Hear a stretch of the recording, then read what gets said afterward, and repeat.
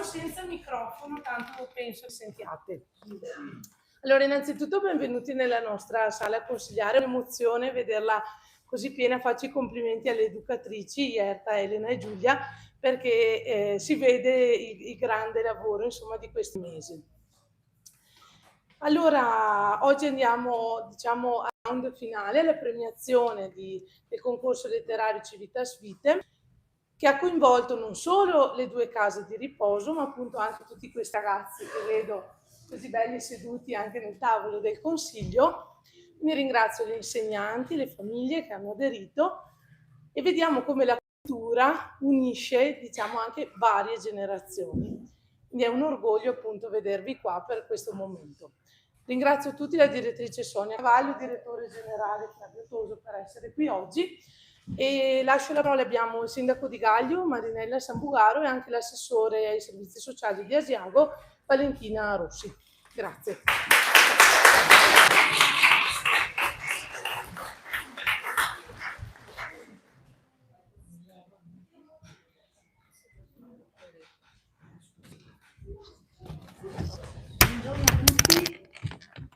È un orgoglio che oggi ospitiamo in questa sala consigliare la cerimonia finale di premiazione del concorso Premio Letterario Civitas Vitae 25, giunto alla sua 18ª edizione. Il concorso di quest'anno è promosso dalla Fondazione Opera Immacolata Concezione. Il tema dal titolo Un terremoto in casa, gioie e dolori dell'arrivo di una nuova vita. Un argomento che tocca corde profonde poiché affronta le emozioni, le sfide e le meraviglie legate all'arrivo di un bambino o di una nuova presenza in famiglia. Questo premio rappresenta un importante impegno nel proporre una nuova cultura della longevità, valorizzando il ruolo della letteratura nella letteratura nel riflettere e diffondere temi legati alla vita personale e alla saggezza che si acquisisce nel tempo. La giuria, presieduta dalla stimata Antonia Slan, è composta da personalità di spicco del mondo letterario e culturale che con grande attenzione e sensibilità selezionano le opere.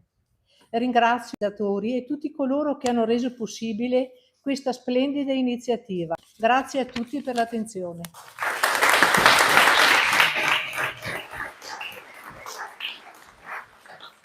Buongiorno, io grazie per l'invito. È emozionante vedere tante generazioni qui, dai più piccoli ai più maturi, potremmo dire, no, dico ai più maturi, insomma. Ed è bello vedervi qui. Raccogliete, piccoli, raccogliete tutto quello che vi insegnano perché sono la nostra storia, sono la nostra cultura e quindi voi approfittatene. E voi approfittate di loro perché vi danno gioventù, vi danno un po' di allegria, quindi è bello vedere questo connubio. Grazie a tutti dell'invito, al Comune di Asiago, alle operatrici e a tutti voi qui presenti. Grazie infinite.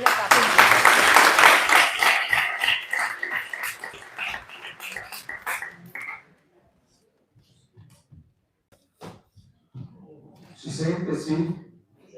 Buonasera a tutti, sono direttore generale della Fondazione Opera Immacolata Concezione. Da 18 anni promuove questo premio, questo famoso premio Civitas Vitae, che vuole raccogliere il contributo di tante persone. Quindi non è un premio letterario per scrittori, ma è un premio letterario per persone di buona volontà che hanno voglia di raccontare. E che cosa abbiamo chiesto di raccontare quest'anno? Quest'anno abbiamo chiesto di raccontare, e il titolo lo dice, un terremoto in casa, un po' come quello che abbiamo qui oggi, no? Nel senso che vedete seduti i bambini dalla parte degli amministratori, i nostri anziani che sono presenti in questo orario o all'interno delle residenze oppure abitano nelle loro case, come succede in tutte le famiglie, in particolare anche in queste zone dove la comunità accoglie tutte le generazioni. Questa è un'eredità che non bisogna mai perdere in relazione a tutte le generazioni. Il senso di questo premio è anche questo, cioè riuscire a intercettare tanti interlocutori perché possano dare un grande contributo. Guardate, la cultura deve essere sempre qualcosa che raccoglie tante esperienze, qualcosa che mette insieme, e penso che Oggi lo sappiamo tutti cosa vuol dire, quanto è importante dire mettiamoci insieme. E la cultura è un'altra di quelle risorse che mette insieme le persone. E quindi ecco, il senso di questo mio vuole proprio promuovere il mettere insieme, in questo caso, le generazioni, anche negli episodi più semplici, quando nasce un bambino e entra in casa e quindi succede cosa? Sì, succede una rivoluzione. Forse voi bambini non ve ne siete resi conto, perché adesso rappresentate una rivoluzione in casa, ve ne rendete conto. Siete nati, non lo sapevate, ma ricordatevi che siete stati un grande evento in tutte le famiglie. Quindi facciamo un applauso a tutti i bambini che sono stati un terremoto nelle loro case. Ringrazio il Comune di Asiago che ci ospita in questa bellissima sala, con il Gaglio presente col sindaco, ma volevo anche far fare un breve saluto dalla nostra presidente della giuria, dal nostro membro Ambrogio Fassina, ma prima la nostra presidente che ci fa un breve saluto e poi spiegherà il senso del premio. E prego tutti veramente di seguire, perché ogni volta che la nostra presidente Antonia Slanna illustra il premio, ecco, queste sono proprio di cultura, ve lo posso dire che sono anni che l'ascolto e devo dire che è un privilegio essere al fianco e ascoltare queste veramente non sono pillole, ecco, sono veramente contenuti di cultura e di storia di territorio. Quindi la lascio un attimo per fare il suo saluto e poi dopo le passerò la parola per fare la presentazione. Prego Antonio. Allora, prima saluto. Il saluto veloce sarà velocissimo, perché Presidente, stavo dicendo, il saluto veloce sarà velocissimo. Essere ad Asiago per me è una gioia, tornarci una gioia ancora più grande. Ho cari amici qui, ho amici che stimo, e ho la felicità di arrivare in un posto così straordinario, credetemi, è straordinario, credetemi. E però c'è anche in questa volta la gioia di occasioni come quella del premio OIC, che è un premio molto speciale. Non dà un primo premio, non dà primo, secondo, ma come premio la pubblicazione di questo libretto, che sono ogni anno diversi, sono molto piacevoli a leggere e contengono insieme tante storie, perché noi amiamo le storie, gli esseri umani amano le storie che si sentono, che si ascoltano e che si vivono, come quello della nuova vita, delle nuove che qui abbiamo raccolto. Grazie. Grazie Antonio. Grazie Presidente. Poi adesso passiamo la parola a Ambrogio Fassina, che appunto è un altro membro autorevole di questa giuria, ormai, come ho detto, da 18 anni. Prego. Per me è un piacere, un onore essere qui con voi e soprattutto con l'OIC, perché sono più di 10 anni da quando il fondatore di questa iniziativa, Angelo Ferro, ha voluto spingere gli ospiti a spremere le loro meningi e trovare in lingua italiana o anche in dialetto il modo di raccontare la loro vita, i loro affetti, il loro pensiero attraverso 8 temi diversi finora. Poi continueremo certamente, ma appunto prima Angelo e poi il dottor Toso sono stati così capaci di trovare ogni anno un nuovo tema sempre coinvolgente nella vita e negli affetti di ognuno di noi. Quest'anno, come avete visto, c'è il problema del terremoto in casa e credo che poi faremo un altro giro per parlare di queste cose in modo più approfondito. Grazie. Grazie. Vorrei salutare tutte le sedi della Fondazione che sono collegate via video, voi non li vedete qui perché sono 12 sedi collegate, da Gorizia, un saluto a Gorizia, Oderzo, Vedelago, Treviso, Borgorico, Carmignano di Brenta, sono qua, Tiene, Barbarano Mossano e poi le due sedi di Padova che sono in via Nazareth e alla zona Mandria e Civitas Vitae. Quindi li saluto tutti perché ci stanno seguendo in videoconferenza da tutte le loro sedi, proprio perché sono partecipanti anche alcuni ospiti che stanno aspettando in trepida attesa il risultato, perché sicuramente, come succede ogni anno, qualcuno di loro avrà avuto riconosciuto e sarà stato inserito fra quelli premiati. Su questo lo sentiremo dopo. Io adesso, senza attendere oltre, darei la parola alla nostra Presidente di giuria che ci racconta di questo premio, il senso di questo tema di quest'anno, ma soprattutto, ecco, come è vero che dentro una famiglia, quando arriva nuova vita, succede un terremoto che sconvolge ma anche coinvolge. Grazie Antonio.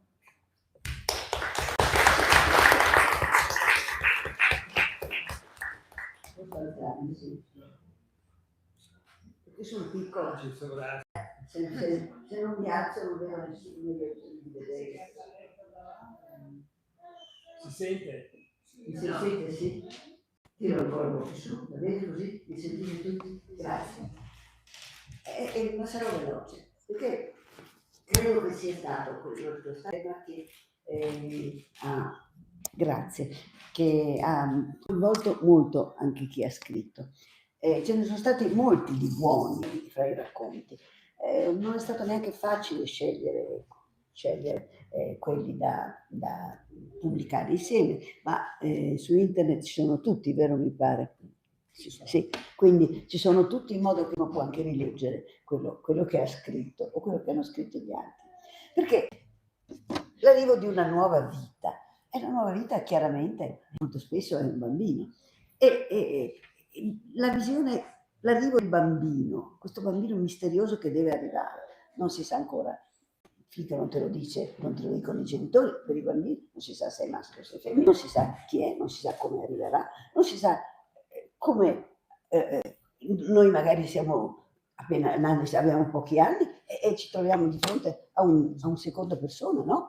Che divide l'affetto dei genitori, no? Può essere anche una persona che non ci piace, no? Che è un altro, uno nuovo. Parlo nel microfono, scusate, ve lo dico dietro. Capite? Cioè, le reazioni sono tante e percepire attraverso questo sistema che abbiamo, cioè di proporre il tema e lasciare libera sfogo all'immaginazione, alla voglia di raccontare degli ospiti, degli amici della fondazione, quelli che ci lavorano dentro, delle persone che entrano in un modo o nell'altro in contatto. Vuol dire allargare, amici miei, la età delle esperienze che ci vengono raccontate, ma anche la curiosità e anche in qualche modo la possibilità di imparare delle cose che abbiamo, no?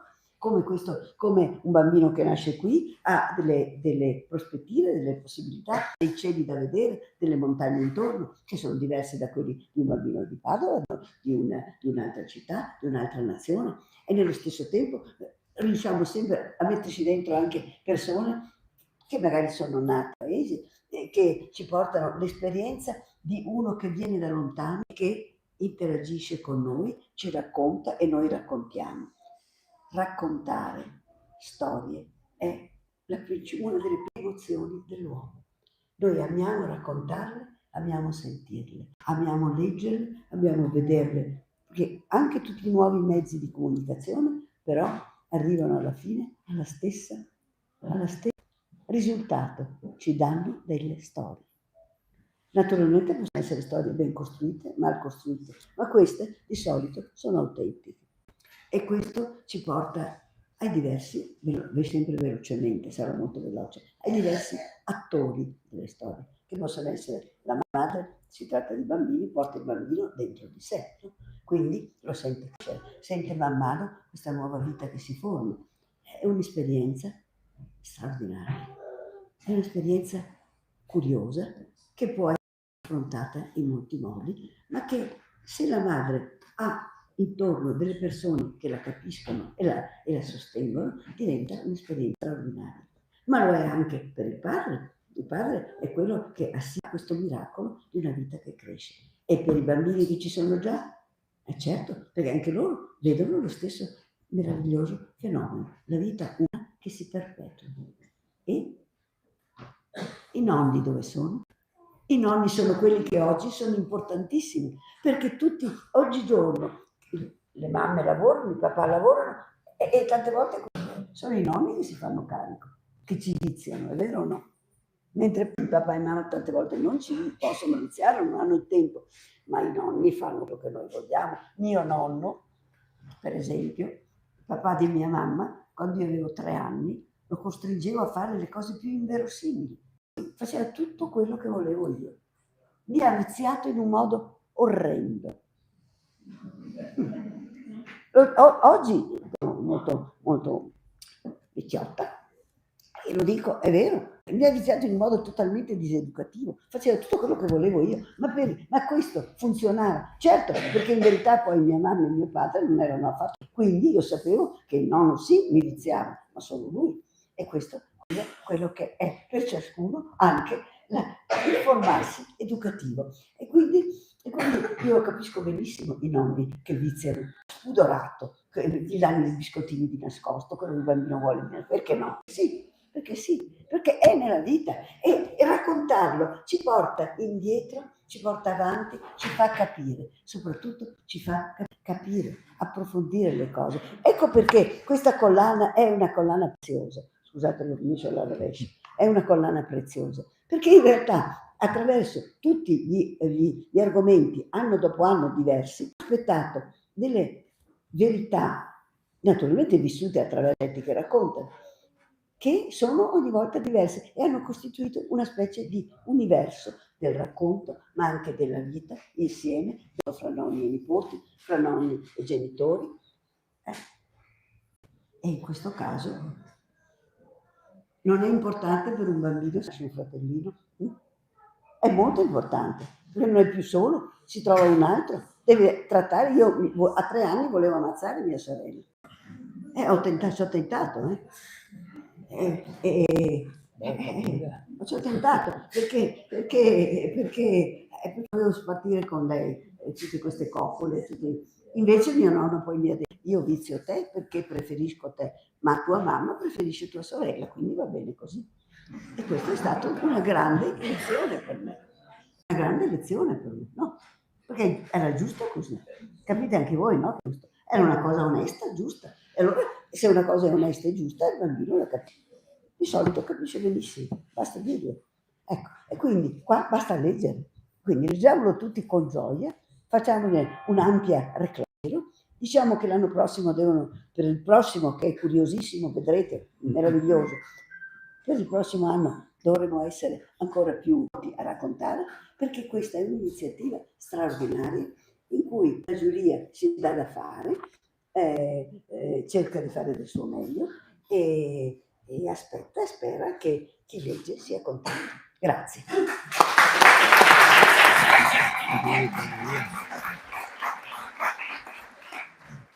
Prego, chiediamo anche un piccolo contributo alla dottor Fassina.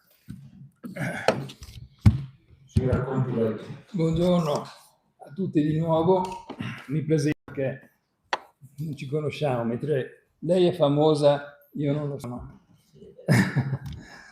Sono professore di anatomia patologica all'Università di Padova, sono 40 anni, 45 che ho fatto il professore a Padova e ho laureato tanti che oggi probabilmente sono vostri medici di famiglia.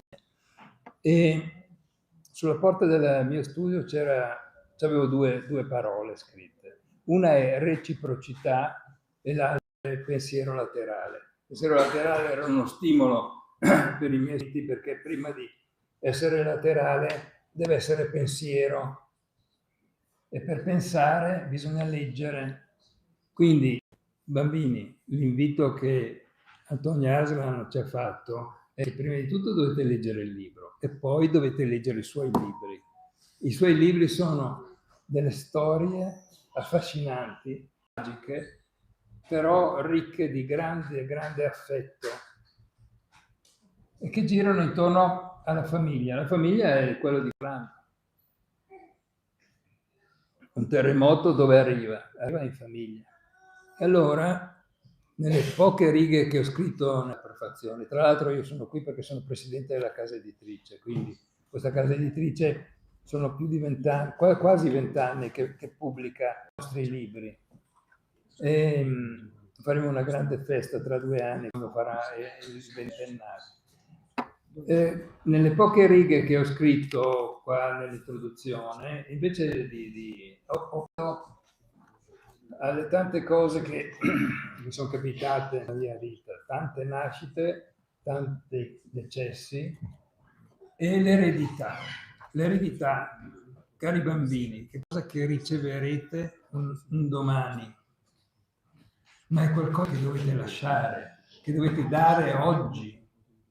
Quindi, quando vedete il vostro papà, i vostri fratelli, dovete lasciare qualcosa a loro, dovete pensare che ogni momento che voi passate con loro è un'eredità che gli dà.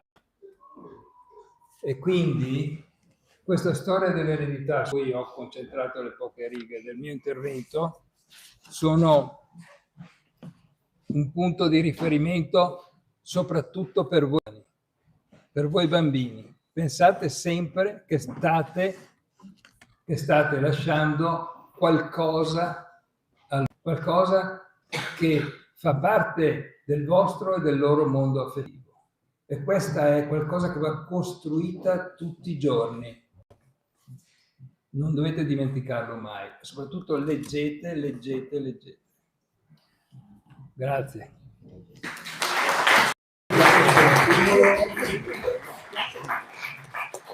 Quasi quasi state pensando che è meglio stare qui a scuola, però più interessante, senza nulla togliere la scuola, anzi. Allora, adesso abbiamo una breve lettura di 3 brani da parte del gruppo Faliva. So che ci sono dei lettori pronti a leggere, dei brani tratti da questo libro. Li sentiamo in diretta come stimolo. Liberamente tratto da Adriatico di Claudia Feroce. E la lettrice è Marilene Boni. Accade spesso che al mattino di buon'ora lei si rechi a passeggiare sul molo Audace. Lo percorre in tutta la sua lunghezza, poi in compagnia dei suoi pensieri si siede su una delle panchine in pietra per un tempo indefinito ad ascoltare il ritmo lento e cadenzato dello sciabordiando. Guarda, c'è il Toscana, le indicava suo padre da bambina, quando assieme si recavano su quel molo a veder partire i piroscafi. Oggi è una giornata particolare e dopo la consueta passeggiata la donna si apposta alle transenne. No, non riesco a vedere, sente una vocina dietro di sé. Si scosta da un lato per dar modo alle 2 persone di avvicinarsi alla recinzione. Grazie signora, molto gentile, dice l'uomo. Ci tengo molto, sa, che la mia nipotina partecipi al 70°. Quel 26 ottobre del 1954, quando Trieste tornò ad italiana, io c'ero in questa piazza. Avevo solo 5 anni, l'età di Giulia, ma ricordo bene quella giornata. Pioveva a dirotto e faceva molto freddo lei. Questo però non impedì alla gente di festeggiare. Ero anch'io, avevo 7 anni. Davvero. Quella mattina tutta la mia famiglia era presente, genitori, zii, cugini, tutti esuli istriani, una città della costa, continua lui. Anche la mia famiglia proveniva dall'Istria. Ma guarda coincidenza, io però sono nato qui e lei dov'è nata? La donna esita a rispondere, quella domanda le ha sempre creato un certo imbarazzo. La sua mente si estranea e vola indietro nel tempo. In una gelida giornata di febbraio del 1947, la nonna, il papà e la mamma, ai mesi di gravidanza, salirono insieme a più di 2000 persone a bordo del Toscana per lasciare definitivamente Pola. Sconforto, angoscia, paura erano i sentimenti che provava quella gente che si avviava verso un futuro incerto e precario. Appena ha salpato il piroscafo, iniziarono le doglie.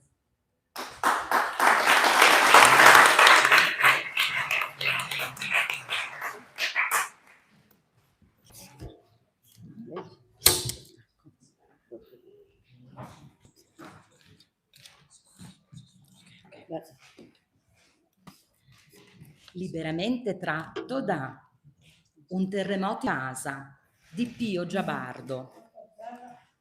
Lettrice Raffaella Biasini. Liberamente tratto Un terremoto in casa di Pio Giabardo. Già, il programma. La nuova gravidanza era iniziata senza incertezze e senza problemi, a parte le solite nausee che Marisa sapeva sopportare senza troppi disagi.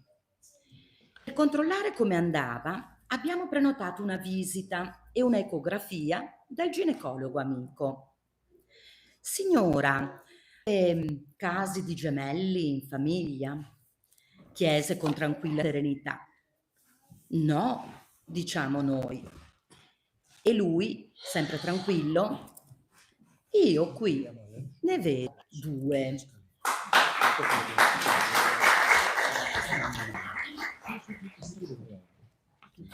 Liberamente tratto da prima Lollo, poi Lina, di Giovanni. Una mattina all'alba, andando in spiaggia, nonno e nipoti fecero un incontro davvero strano. Un circo, che aveva sostato in una grande area vicino al mare, aveva dimenticato o smarrito un pollo. Ebbe inizio con grande gioia l'arrivo di questa nuova vita in famiglia. Ci fu la scelta del nome pollo e chi suggeriva Pippo, chi Milù o Gigi. Alla fine il pollo fu chiamato Lollo. Alla domenica poi arrivavano gli altri cuginetti per Lollo, ma al mattino presto fummo svegliati da un canto strano. Cocodè! Lollo era una gallina e ci aveva regalato un uovo, nessuno volle mangiare e rimase in bella mostra come un soprammobile. Lo stesso giorno Lollo cambiò il nome ed essendo una gallina si pensò di chiamarla Lina.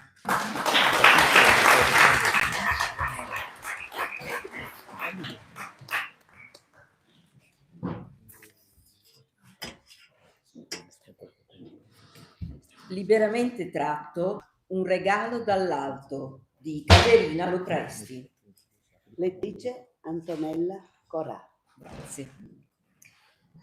Sono nata in Russia nel 1994, sono nata prematura. La mia mamma biologica mi ha abbandonato quando avevo 6 mesi di vita e mi ha depositato come un pacco postale in un istituto per orfani.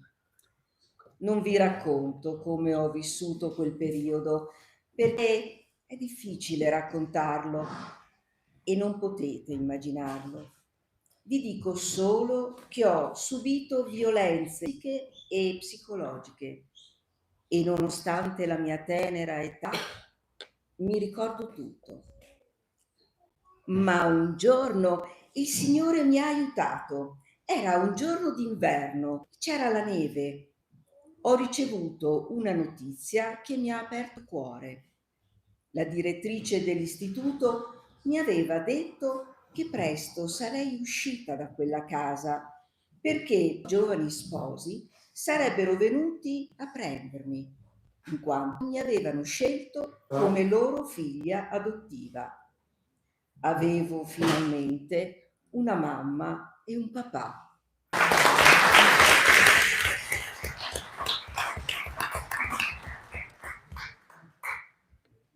Di Loredana Marchesini, Nascita. Un lampo squarcia il silenzio. Un vagito risale dalla profondità del tempo. La terra trema, le certezze si sgretolano, le emozioni si riversano come un'onda improvvisa. Un respiro minuscolo sconvolge gli equilibri, spalanca orizzonti mai immaginati. Gli occhi spalancati contengono il cielo, le mani agitate cercano un senso nuovo. Tutto crolla, tutto rinasce. Nel dolcissimo di questo istante prende forma l'amore, inarrestabile.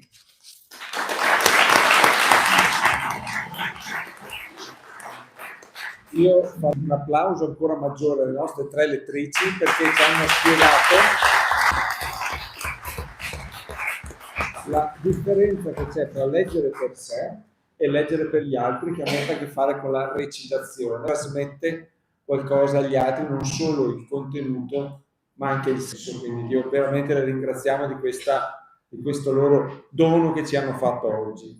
Infatti sì, sono d'accordo. E aggiungerei che il loro nome, e stiamo cominciando adesso, credo vero, siete da poco che siete come gruppo, è Faniga, e sapete cos'è una Faniga? In Veneto, lettura espressiva. Questa è proprio lettura espressiva, non è recitazione, come hai detto giustamente. Aggiungo questo perché mi proprio appoggiare, far notare che non è teatro, e quando si legge il testo in modo teatrale si allontana l'ascoltatore. La lettura espressiva lo avvicina, come hai detto giustamente. Bravo. Grazie.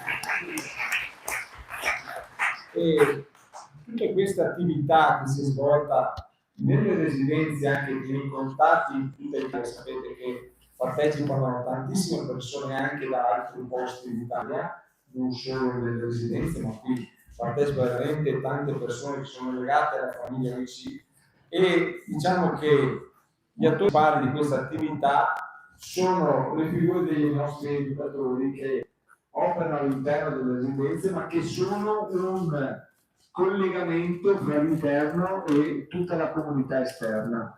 E anche, devo dire che proprio il loro scopo dal punto di vista delle attività è stimolare, facendo sentire ancora gli ospiti all'interno e chi è all'esterno in relazione, in comunità, e direi che qui ad Asiago ne abbiamo molto, veramente molto positivo, e quindi io farei un applauso generale a tutti gli educatori della Fondazione, in particolare a quelli di Asiago, e proprio per questo lanciare adesso un video che racconta un po' questa cosa, perché è giusto anche conoscere bene l'attività e l'impegno di questi ragazzi. Grazie. Prego la regia.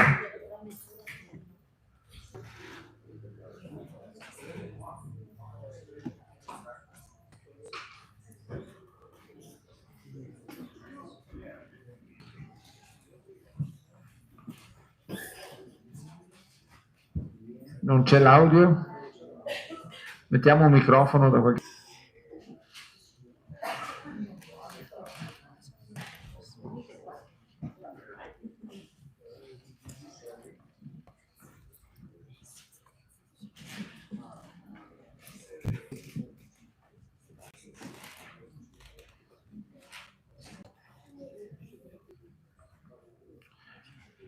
Se nel frattempo vedo una delle ragazze che ci dice 2 parole intanto, finché sistemano l'audio qua. Usa un microfono così, perché sentirla allora, prego racconta. Sì, allora buon pomeriggio a tutti, io sono Ierte Tessari, educatrice della residenza per anziani longevi, più che per anziani, mi piace di più longevi. Giovanna Maria Bonomo di Asiago, appunto è Villa Rosa, conosciuta come Villa Rosa, e le due colleghe educatrici, Giulia Dal Sasso ed Elena Pettina, che sono qui a fianco a me, e gestiamo noi tre, diciamo, il servizio educativo, socio-educativo di Villa Rosa. Allora, diciamo, il lavoro dell'educatore, siamo anche molto emozionate e felici di presentare proprio in questo momento, che è anche un momento importante, quale quello della premiazione del concorso letterario, il nostro lavoro, un lavoro complesso, un lavoro fatto innanzitutto di conoscenza dell'ospite, di relazione, perché lo specifico proprio dell'educazione, dell'azione educativa è la relazione, e un lavoro fatto di ascolto, di empatia, di sostegno all'ospite, un lavoro che prevede anche poi la progettazione, come adesso vedremo, di attività sia individuali che di gruppo, che hanno comunque come fine sempre il benessere globale della persona. Allora, abbiamo preparato questo contributo, diciamo, speriamo vi piaccia, e possiamo partire, oppure senza audio. Ci dispiace un po', ma... Allora, qui abbiamo una serie di attività che facciamo appunto con gli ospiti, sia all'interno della struttura sia all'esterno. Il premio letterario per noi è sempre stato, scusatemi qua così, è sempre stato molto importante, perché ha contribuito ad cercare comunque di rendere la residenza parte della comunità. Abbiamo sempre avuto molto, diciamo, partecipazione da parte delle scuole, e anche quest'anno ringraziamo appunto gli insegnanti e la dirigente per aver appunto aderito a questa iniziativa.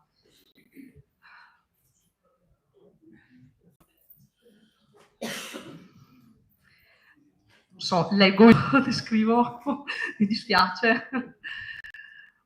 Allora, qua ci sono, appunto, come parlavo, cioè, avevamo riassunto in 10 punti il nostro lavoro, e tra cui questo è il supporto appunto emotivo, e qui appunto l'educatore è il maestro del ritmo, cioè il batterista che scandisce il tempo della giornata, nel senso che ci sono sempre delle attività da fare e quindi non ci si annoia mai.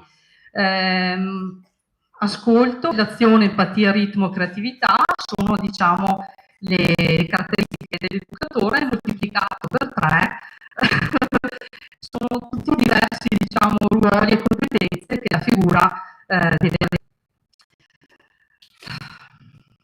Basta. Mi dispiace che...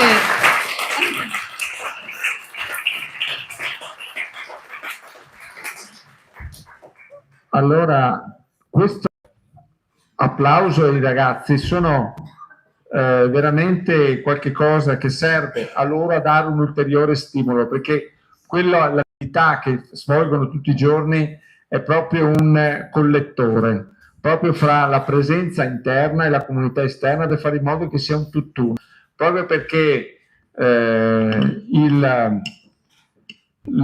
racconti, le storie, le presenze, le testimonianze di chi ha vissuto in questo territorio, che oggi vive in un luogo diverso, ma rimane storia e testimonianza, e l'importanza di questo deve essere trasferito all'interno della comunità. Quindi vedere oggi i ragazzi qui presenti trasmette esattamente questo significato, cioè fare in modo che la comunità continui ad arricchirsi senza che alcuni testimoni importanti stessa comunità possano essere messi o debbano essere messi a parte, ma anzi forse attraverso proprio il servizio, l'attività di chi tutti i giorni segue i nostri ospiti, vengano ancora più integrati attraverso possibilità, questi racconti, queste modalità di incontro che forse possono in modo potenziare un collettore di comunità che deve essere ancora generativo di testimonianze, di storia, perché solo su questo possiamo basare il futuro di una comunità. Quindi veramente grazie, facciamo un altro applauso a tutti gli educatori delle residenze.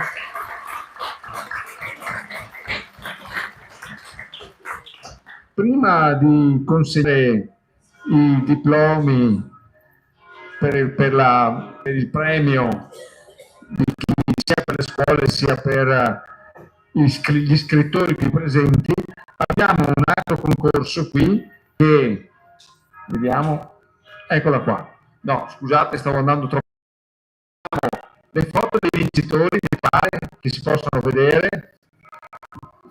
I vincitori sono quelli che sono stati inseriti nel libretto, che sono stati pubblicati, e poi verrà consegnato un certificato di partecipazione da parte della Presidente della giuria, quindi se qualcuno ha delle foto da fare si prepari, e anche un certificato di azione perché è stato pubblicato, e poi una menzione d'onore per le scuole che hanno partecipato, quindi si presentino tutti. Questi sono tutti i vincitori, tutti quelli pubblicati. Quindi dalle residenze a casa stanno vedendo tutti i nomi, quindi anche quelli che sono residenze che ho citato prima. Facciamo un applauso a tutti i vincitori che sono stati pubblicati. Vedete anche le scuole.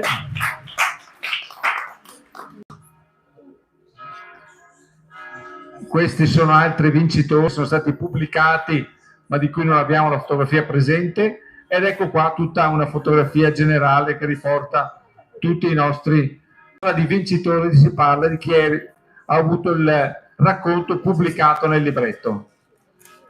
Quindi facciamo un altro applauso e io passerei subito, se la IERTA ci dà una mano o qualcuno delle ragazze, gli educatori vengono qua, perché faccia consegna dei diplomi, la nostra Presidente di giuria consegna i diplomi chiamando per nome chi c'è, quindi le ragazze se vengono qui davanti per favore, grazie. Abbiamo prima i certificati di partecipazione che li consegniamo. Grazie Presidente, Presidentessa. Eccomi qua. Allora, certificato di partecipazione, Margherita Oro. Facciamo un applauso.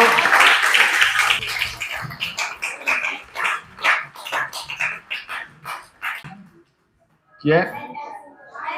Chi lo porta? Chi lo porta? Va bene. Poi Ambra Rappo. Eccola qua, vi consegniamo.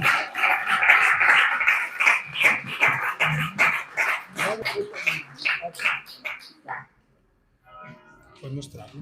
Abbiamo adesso Giorgia Stefani.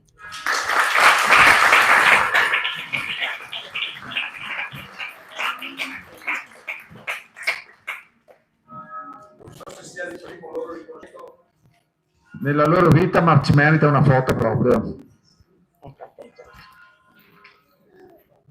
Complimenti, grazie.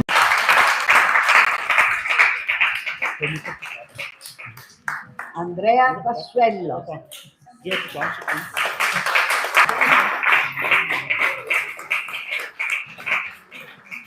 prende di voi per Andrea Passuello?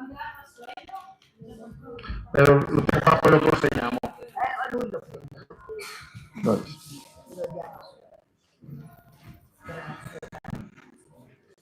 Poi abbiamo Maria Diletta Izzo. Maria Diletta Izzo.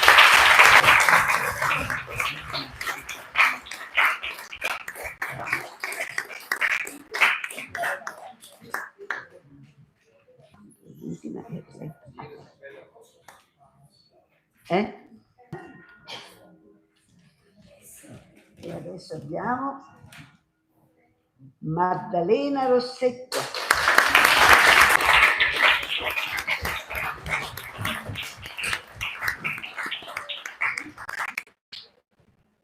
Ecco qua. E infine Giorgia Frigo.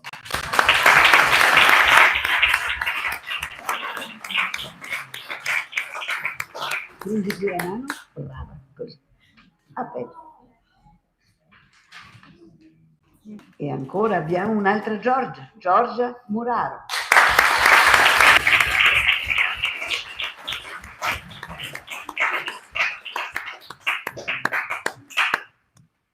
Stringi bene. Le mani strette. Brava. Ciao.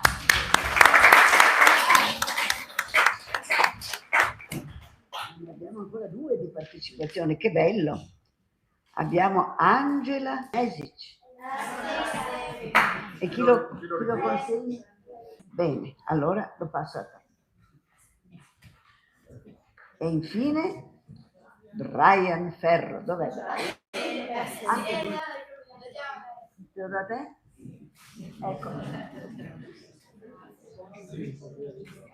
Ecco, adesso consegniamo i certificati di pubblicazione, quelli che sono stati i racconti pubblicati. E diamo inizio al secondo gruppo.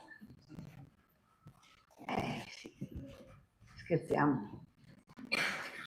Il primo è Armando Dalio.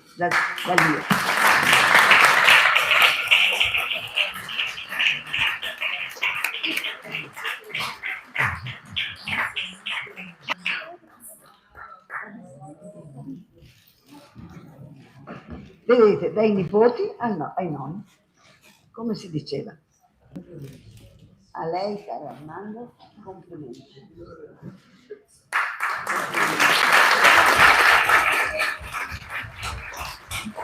Grazie. E poi abbiamo Giovanna Ambrosini.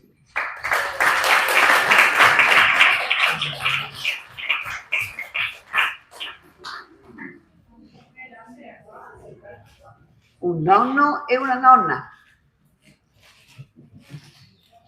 A lei Giovanna.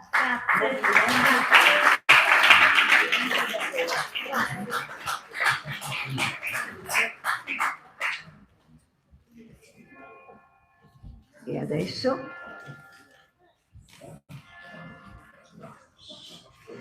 adesso Maria Teresa Guzzo.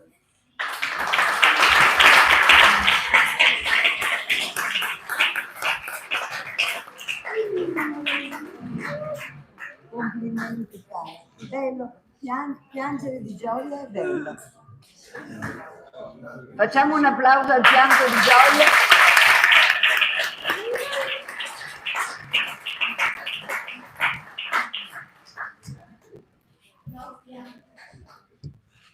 La gioia si esprime a volte anche con le lacrime, giusto? E adesso ancora una signora, a Marcolina Gios. Non c'è. Allora la sorella di Marcolina.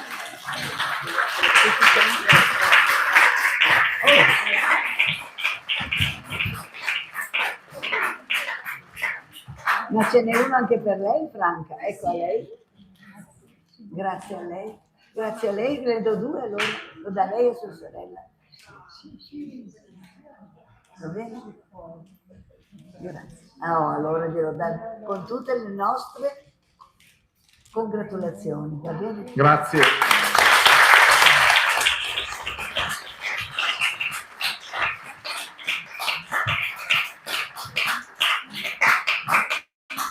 Beh, è bello, 2 sorelle, aver premiato tutte e 2, no? Una bella novità. E adesso abbiamo Giorgio Rigoni.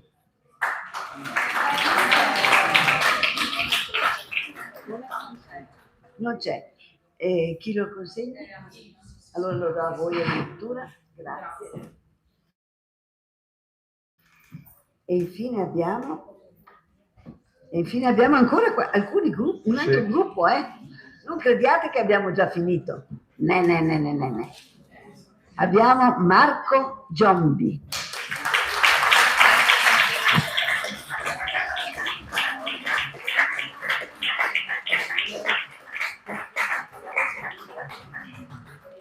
E tu non sei un nonno ancora, vero? Grazie Marco, a te.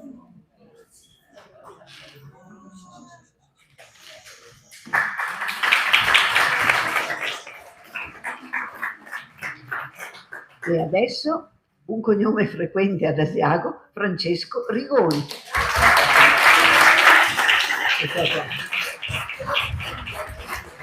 Fa tutto il vivo, corri. Eccoci qua. Grazie Francesco. A te. E tanto per non cambiare, Beatrice Rigoni.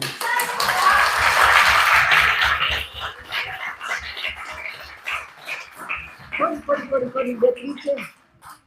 Grazie a te. Ecco qua.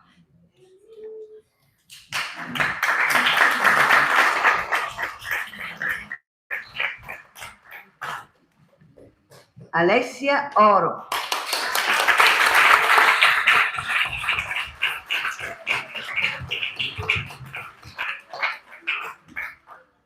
Vedete, qua passiamo da nipoti, nonni, nipoti, è tutto un bellissimo insieme. A te, cara Alessia.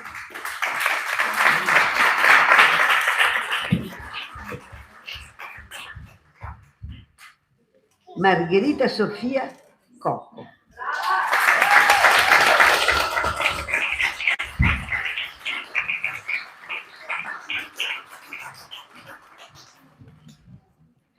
Preferisci essere chiamata Margherita Sofia o tutte e due? Tutte e due, Margherita Sofia. È lungo ma bello. Io avevo un'amica che si chiamava Margherita Antonia, che non sono tante le Antonie come me. Quindi Margherita Sofia, a te, grazie.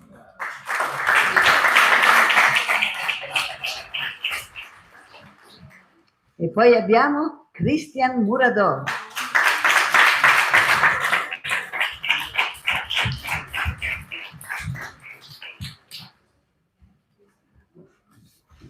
Ecco, non fate uno scontro che non vi vogliamo portare all'ospedale.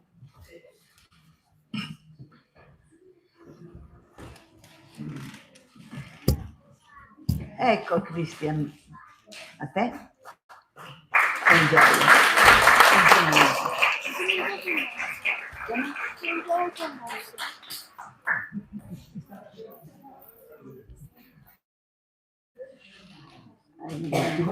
Per le scuole. Ah, sì. E infine l'ultimo è Riccardo Stefani.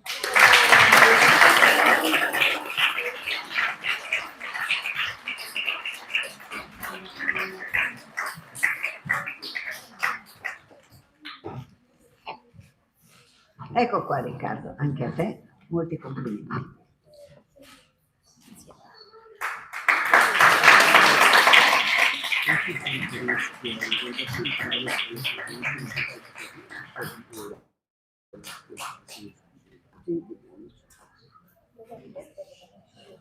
Allora adesso abbiamo gli ultimi, le tre scuole che hanno le menzioni, la classe che hanno le menzioni d'onore.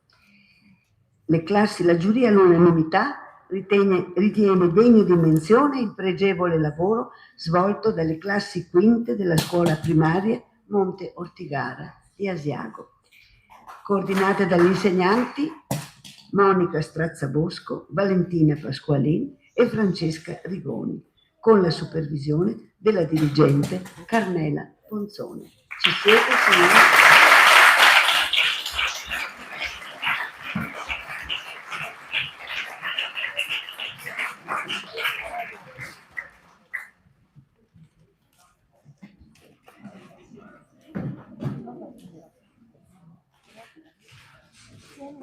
Lei è?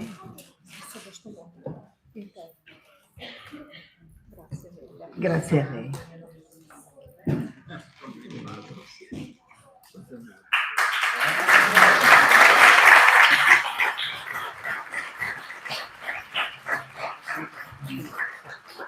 Sì, sarebbero una per classe. Prego, venite, cari. Non c'è il nome, vero? Qua. Sì. Ah, benissimo. Ecco a lei. Grazie.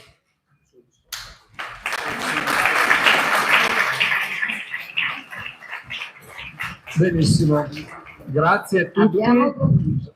La premiazione è conclusa, ma la cerimonia non è finita, perché adesso abbiamo un comunicato importante, perché anche quest'anno, come negli altri anni, sarà possibile la avere i podcast dei racconti, proprio perché anche per chi non può leggere si possono ascoltare questi racconti letti. E quindi io inviterei Paolo Canova che ci illustra questo progetto, proprio perché questo, quando si dice che è importante leggere, uno dice vabbè, e se uno non riesce a leggere, benissimo, c'è qualcuno che si preoccupa di loro, e gli facciamo un applauso da subito, proprio perché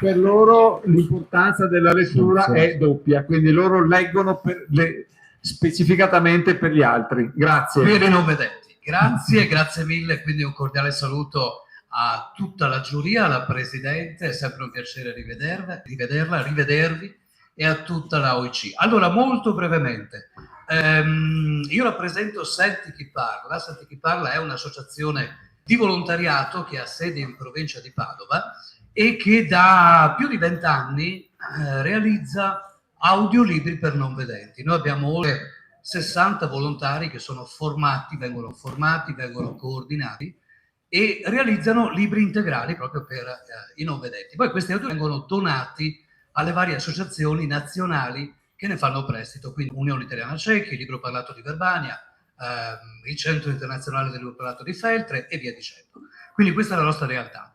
All'interno di questa realtà altre due piccole iniziative, piccole tra virgolette. La prima è il gruppo Senti chi legge. Senti chi legge è nato un anno fa e si occupa di letture e intrattenimento dal vivo all'interno proprio delle due sedi OIC che si trovano a Padova, quindi è un piccolo gruppo di lettori che vanno a intrattenere gli ospiti di queste due strutture settimanalmente.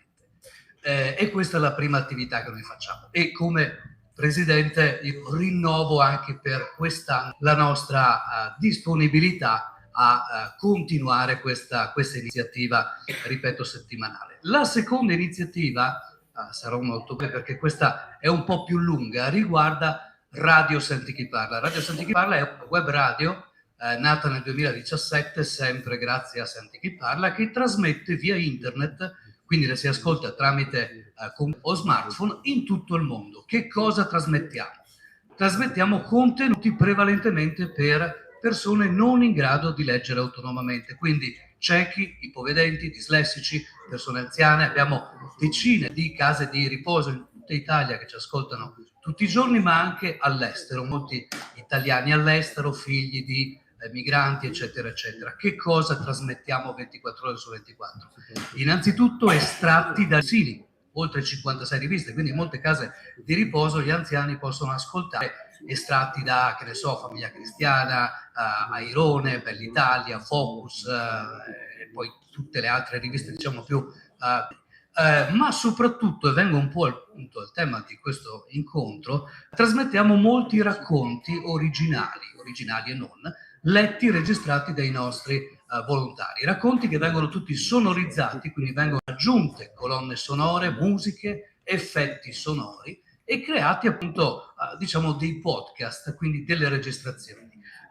Quindi anche quest'anno noi confermiamo la nostra adesione per disponibilità per realizzare tutti i racconti che poi vedete non solo nella pubblicazione ma anche nei vari canali podcast. Mi pare, Guido, che c'è Spreaker o comunque dopo ne darete comunicazione, letti appunto dai nostri volontari. Ma dicevo, questi racconti, come è accaduto negli ultimi 3 anni, li trasmetteremo anche attraverso questa web radio. Prima di salutarvi mi piace ricordare una cosa che è scorso da un tale John che si trova in Oklahoma, il quale si è complimentato, e adesso francamente non mi ricordo il titolo, per un racconto che ha scritto una signora scorso, era ambientato a Venezia, molto bello tra l'altro, e si è complimentato per questo John, che ci ha fatto anche una piccola donazione di $25, cioè $25, voglio dire, buttala via.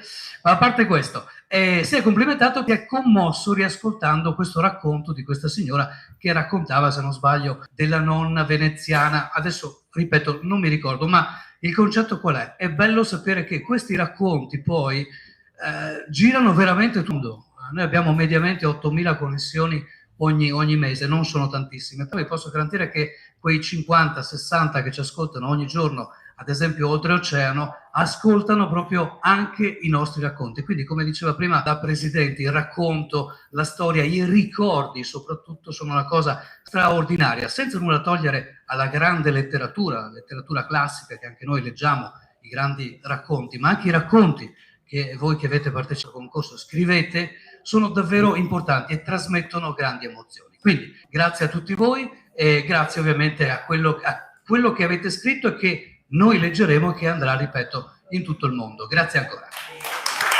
Grazie, proprio perché questa associazione rappresenta un grande megafono per ognuno degli autori che ha partecipato a questi racconti negli anni. Devo dire veramente un gran aiuto proprio per diffondere le storie delle persone, che sono la base della cultura diffusa e, come avete sentito, anche in giro per il mondo, perché dove non arrivano i mezzi, la lettura singola, poi l'aiuto di questi podcast che possono essere ascoltati e quindi anche diffusi.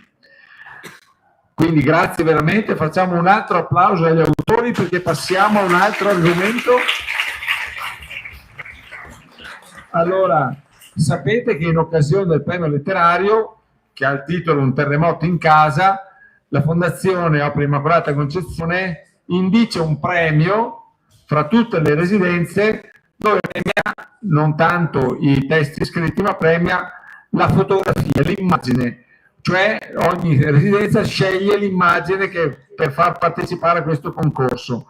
Quindi ogni residenza pubblica un'immagine e la giuria sceglie quella che rappresenta meglio il testo, il titolo di quest'anno del terremoto in casa. Quindi darei corso alla visione delle fotografie e poi proclamiamo la vincitrice, che vi assicuro veramente, veramente curiosa e interessante.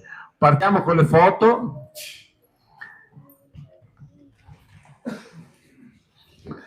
Ecco qui le foto finaliste. Sì, ragazzi, Treviso, ecco qua, vedete terremoto addosso alla nonna. Veramente facciamo un applauso a questa foto perché residenza di Treviso, vede lago, anche qua vedete tutti addosso alla nonna perché non basta stargli vicino, per stargli proprio addosso, per essere bravi a cogliere l'attimo dello sconvolgimento. E qui guardate, questa è un'immagine che la definirei poetica, cioè una nonna con le scarpine del neonato, della neonata, perché arancioni. Ecco qua, Asiago, la foto di Asiago. Qua il terremoto in arrivo, non sono solo bambini, ovviamente il cane regalato a qualcuno che è arrivato dal nonno proprio. Ed ecco qui un'altra immagine di Borgorico, guardate la dolcezza di questa immagine di Borgorico, veramente un applauso a questa immagine. Mamma. Ed ecco Carmignano, un momento di gioia, bambini probabilmente è una festa di carnevale che hanno portato non solo la gioia ma anche la gioia del carnevale dove ci sono i nonni.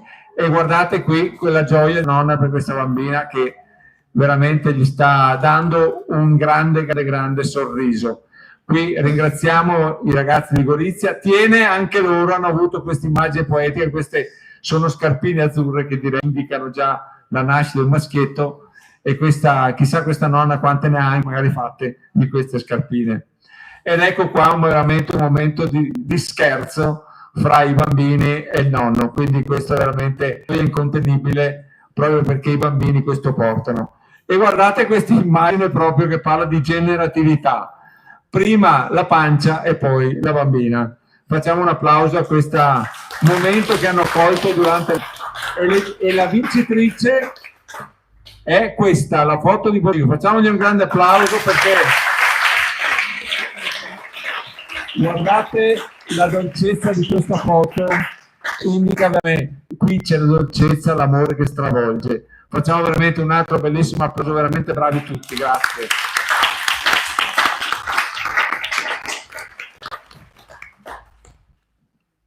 E sono tutte foto ovviamente per segnalare, vedere e ricordare quanto di esperienza e di gesti io direi proprio questi sono proprio gesti d'amore che abbiamo visto fra le mamme, i nipoti, le nonne. Poi abbiamo anche pensato che ci fosse una foto molto simpatica ed eccola qua. Anche questa è un bellissimo applauso perché veramente la gioia impersonata da quel cappello giallo, direi che veramente la trasmette tutta. Grazie ancora, e prima di lasciarci io direi che dobbiamo incuriosire il pubblico con il titolo del percorso del concorso del prossimo anno, e quindi lascio la parola al nostro Presidente. Grazie. Allora, quale titolo per il concorso del prossimo anno? Abbiamo rimusinato a lungo. Abbiamo delle zucche pensanti in testa. Però, alla fine, siccome sono i 70 anni che la Civitas Vitae è stata fondata, e un suggerimento particolarmente simpatico è stato questo. Vi leggo il titolo. Non so se sia proprio definitivissimo, ma è sostanzialmente definitivo. 70 anni di invenzioni. 70 anni compie la OIC, 70 anni di invenzioni. Lavatrice, televisione, che era già esistente ma non in Italia, smartphone e perfino assistenti vocali, quelli che tu gli chiedi che tempo fa e ti rispondono allarme giallo, che non ho ancora capito cosa significa. Storie divertenti di aiuto reciproco fra nonni e nipoti. Reciproco, capite? Cioè, a volte voi non sapete una cosa, a volte non la sa il nonno. E quante volte siete voi che lo aiutate con qualche aggeggino che noi magari non sappiamo già. Capite? Ecco. Voi sarete più avanti in una scuola, siete in quinta, vero? Ah sì, il microfono, scusate. Sarete in prima, ma niente vi vieta di provare a scrivere un conto anche l'anno prossimo, capite? Anzi, sarebbe bello. D'accordo? Ecco, quindi rileggo, dopo sta chiacchiera, poi 70 anni di invenzioni, lavatrice, televisione, smartphone e perfino assistenti vocali, storie divertenti di aiuto reciproco fra nonni e nipoti. Grazie alla nostra Presidente. Saluto le residenze collegate: Gorizia, Oderzo, Treviso, Vedelago, Borgorico, Carmignano, Asiago sono qui presenti, Tiene, Barbarano, Mossano, e le residenze di Padova, Via Nazareth e il Civitas Vitae, tutto con le residenze Giubileo e Santa Chiara.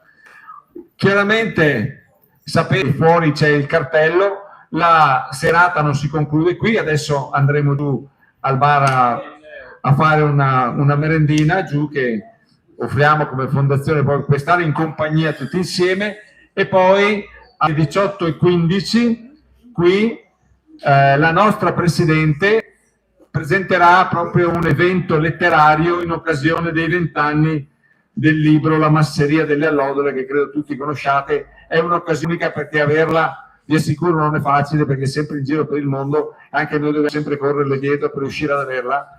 E quest'anno qui ad Asiago alla 6:15 ci sarà proprio questo incontro dato proprio a celebrare i 20 anni, sarà proprio qui in questa sala consiliare alle 10:15. Aspettiamo tutta la popolazione. Intanto grazie a tutti i collegati e pronti tutti per l'anno prossimo. Arrivederci.